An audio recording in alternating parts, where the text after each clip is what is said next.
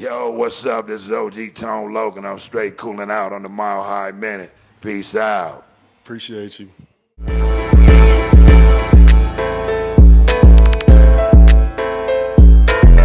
Mile High Minute, #1 blog in the universe. Today we got a very special guest all the way from the West Coast, man. Tone Loc, what's the word? How you doing? Oh, man, besides eating these mints, I'm okay. Yeah. I'm all right. Everything is swell. How you doing? Doing good, man. I appreciate you for giving me the opportunity to sit down with you for a second. Absolutely. My pleasure. How's the show tonight? The show was cool, man. You see, I'm still sweating. I think the crowd had a good time, so yeah, it was cool, man. It was all right.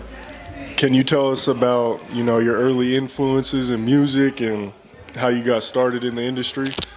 Realistically, how I got started, I mean, just, by some people actually wanted to start a record company, and me being their first artist, somebody asked me, hey, these guys are wanting to start a company. Yeah. Because I had no intentions on being in the rap world. Yeah. I did not want to be in show business. I had the real estate game already. That's my B plan, and I thought that was, would be my thing. Yeah. When it comes to the rap thing, I wanted a car to give me a 5.0 Mustang, and I didn't think it would go any bigger or any longer than being in Los Angeles, to tell you the truth. Yeah, especially at that time. The song Wild Thing, Okay, so your debut album, Loc After Dark, was a huge success. What was the inspiration behind, some of the iconic tracks like Wild Thing and, Funky Cold Medina? Wild Thing was basically just, it is what it is. The Wild Thing at that time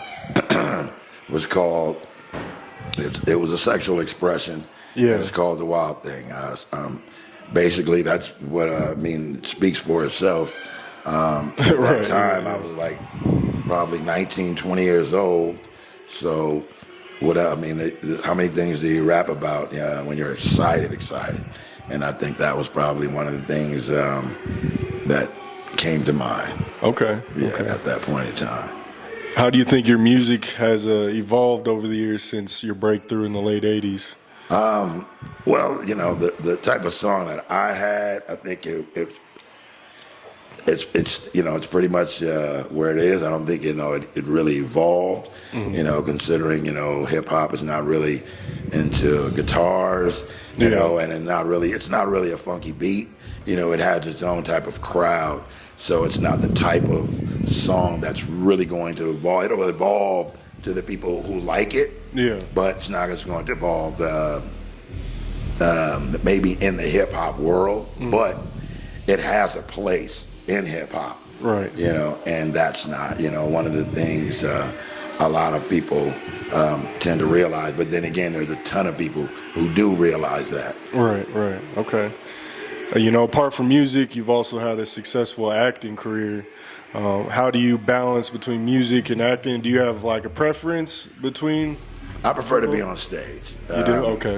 Because with acting is cool, it's fun, but in doing music, you get to see the reaction of people right away. Yeah. And I'd rather see the smiles and stuff. I like that much better. Okay. The acting is, like I said, it's fun. Voiceovers are extremely fun because you just have to sit there and do them. But the acting is a little different. It's fun. Yeah. But it's cool. Who doesn't want to see themselves on television or a movie? Right.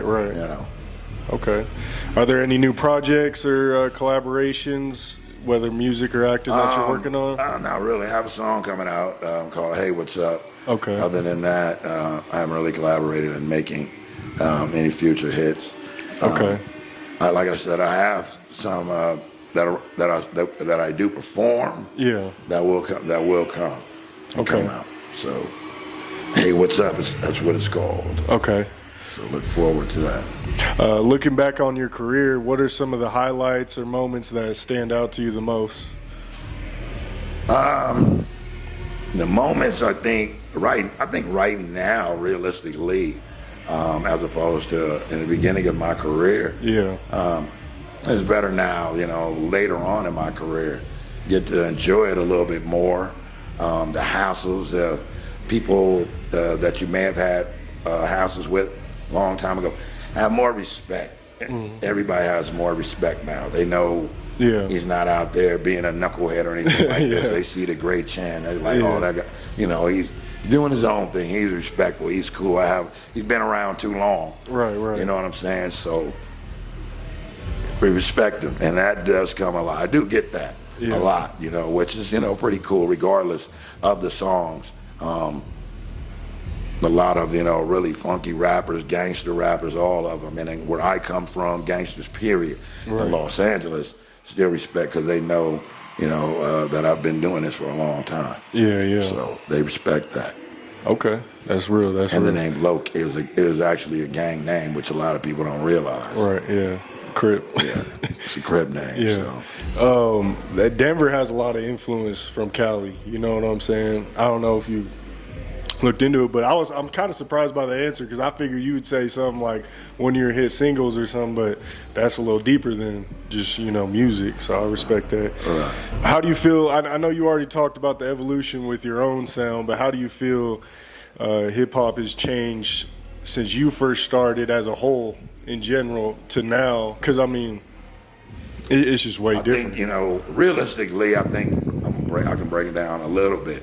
I think in the 80s, it was straight, you know, I won't say straight, but that was more rap. And what I mean by that is like you were like mostly into the lyrics. Right. I think once the 90s came, it made it kind of like a little danceable. And I think now is, you know, a little bit more danceable, even more because, you know, that beat, that bass line, you know what I'm saying, the bottom is a little bit turned up. And I think as long as you can dance, I think that's what brought it along. Once everybody started grooving to it, the dancing to it. And that's what brought everybody, you know, from all many different cultures into it. Right. Okay. What advice would you give to an aspiring artist, you know, who is just trying to make it out, make that next level? They come from the streets, they come from the hood, and they, you know what I'm saying, trying to be successful. I would tell them always have a B plan. You know what I'm saying? Everybody is not going to be successful in this game. That's real. I'm one of the fortunate people to have made it, been doing this shit for 35 years, man. So not too many people have hits, but do they get to really perform them years and years and years later? You know what I'm saying? I made a career out of this. This is what I do. I would say that, you know, to keep going with your thing, but definitely have a B plan. You know, in case you're not, whatever you do, always have that B plan, regardless. My oldest son wanted to be a rapper too, but, you know, the bottom line is you got to have a B plan as well. And that didn't work out for him, you know, so you got to do something else. What do you think separated you from the average individual who may be just getting into music that made you successful and made you be able to take those leaps and bounds? And well, I mean, me personally, I mean, a person who would sing the type of songs that I sing, you would think they like, you know, kind of weak. You know, I'm OG, I mean, straight out. You know, but I don't have to, I've always felt I don't have to rap about it, you know, personally or whatever. I like to have a good time, and I like to kick it regardless to you know, where somebody's from or whatever. These days, I used to be all like that when I was younger, but when you get older, you just like to really chill. You know what I'm saying? And kick back. I don't care what set they from or where they from or what country they from or whatever. You know, it gets like that, and you start to really be like that when you get older. Right. Okay. Oh, that's real. That's real. What message or legacy would you like to leave with your career through music and acting and stuff? Man, I just like, you know, I tell people, man, have major respect. You know, you want to receive respect, then you got to give respect. The bottom line, you know, and it's all about having a good time and enjoy your life. I know we go through some rough times and shit, but man, you gotta enjoy, you know, whatever you can in life is the bottom line. You know? And just have respect. I think respect is a major thing. That's real. Okay. I mean, I can keep going, but I don't know how long Well, you I'm want me finna to go keep you. do this track, man, right quick with my boys on stage. Okay. So I'm gonna go rock this with Vanilla Ice. Okay, I appreciate you. Can I get a shout out for Mile High Minute one time? Mile High Minute. I'm like, hey, yo, what's up? This is OG Tone Loc, and I'm straight cooling out on the Mile High Minute. Peace out. Appreciate you.